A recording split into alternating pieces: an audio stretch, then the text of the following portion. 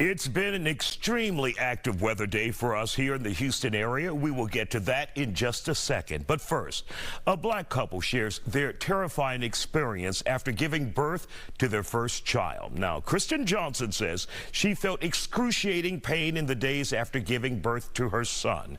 She made 2 trips to the ER. The first time, a doctor suggested she had misaligned ribs. During the second visit, Johnson says her husband, Pastor Alexander Johnson, had to demand help from an attending physician. That physician alerted the couple that her situation was much more worse. Johnson had developed a deadly blood clot.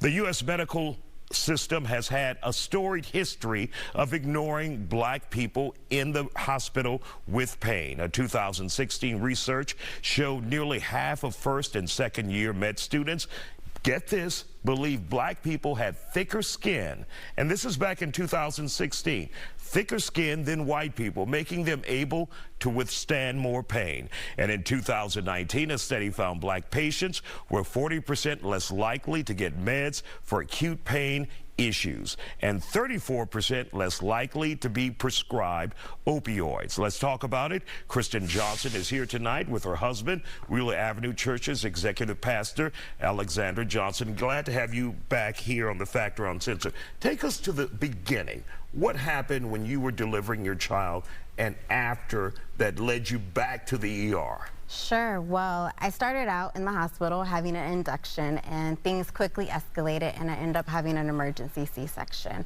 All went well after the C-section. Doctors came in, checked on me. We were discharged in 4 days, and then about day 5 of postpartum, I developed pulmonary embolism. I didn't know that at the time. I think it was the middle of the night. I woke up and I told my husband I couldn't breathe. And so he immediately called 911. The ambulance came to the house, took us to the hospital, got there, and the doctor said, well, I'll save you a few $1,000s and we won't do any of the tests. Let's walk around one time in the ER. If you're feeling okay, I'll send you home. And really quick, as a husband, when you heard that diagnosis, like, let's walk you around, save you some money. Sure. Your thoughts at that point? Well, we were offended. We both had fairly healthy insurance plans at the time, so we weren't concerned about the economics of it. Beyond that, it just seemed a bit dismissive, but he's the expert in that moment, so we believed that he may have been onto something. He thought she, as you stated, misaligned some ribs, so he manipulated her back. And we were discharged with back pain as the reason for our visit. And you pick up from there. And so we returned home. The next day, I started having the same symptoms, but this time I developed a fever. We had a good amount of family. Both the sets of our parents were there, and they knew I was in pain. And so they encouraged us to return to the ER. So we did, a second time to the same ER. And this time, they didn't send us home right away, but they did let me sit in the ER for an hour and a half without giving me any type of pain medicine, IV fluids. And my husband finally asked, like, what is taking so long? And they said, well, we need to figure out what's going on before we give you anything. And eventually they took me into CT. I was maybe out of CT for 5 to 10 minutes before they came in and told me that I had blood clots in both of my lungs. Wow. Yeah. Wow. Which could have cost you your life. Could have cost me my life. But because I was adamant and my husband was my advocate, my biggest advocate, I'm here today. I'm a miracle. And what did you do on that second visit that made a difference in your wife's life? Sure. I think some context helps. So my wife has sickle cell disease. So she's dealt with pain crises the majority of her life. So she knows how to manage pain. And when she's in the level of pain that she was in, I know that something's actually wrong. This was different. This was completely different. She was writhing in pain. And, she's a good-looking woman, and she manages her pain well. And, we kept hearing, oh, well, you don't look like you're in pain. You don't, which is, again, fairly offensive, given I'm articulating that I'm in pain. So I had to have some stern words with the attending and let him know my wife knows her pain threshold. She's telling you she's in pain. She knows what medicines work for her. She knows what medicines don't work for her. We realized there was an opioid crisis, is an opioid crisis. She's not here for that. Right. She has a actual diagnosed And did you medical feel condition. like that was what they were thinking at the time, that she wants some opioids, some meds? Absolutely. We've experienced that on multiple occasions. We're not strangers to hospitals because, again, she has sickle cell. She has crises, pain crises occasionally. So we experienced that. We had spent, this was in October of 2018. We had spent most of September of 2018 in the hospital due to some prenatal challenges, or preterm labor challenges, rather. So we were familiar with hospitals and nurses and medical attendees.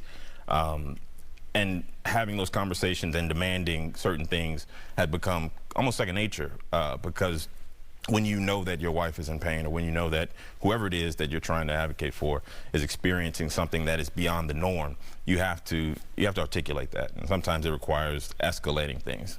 And Christian, did you realize what you were going through was a form, what many people consider medical racism, where they just don't take specifically, particularly black females, seriously when they're in the hospital talking about pain? You know, I did. And I think when the doctor made the comment about saving us a few $1,000s, like my husband said, we both had great insurance. I had 2 insurances, so that wasn't a concern. You know, I'm separated from my newborn son, and all I wanted to do was figure out what was going on so I could get back to him. And just the questioning, I mean, even after I was finally admitted to the hospital and told a nurse the pain medicine was not working for me, she still was like, well, I don't know. You know, I'll have to talk to the doctor about it. So again, experiencing that at different levels, continuously in the hospital, you know, as a young black couple, it had to be that.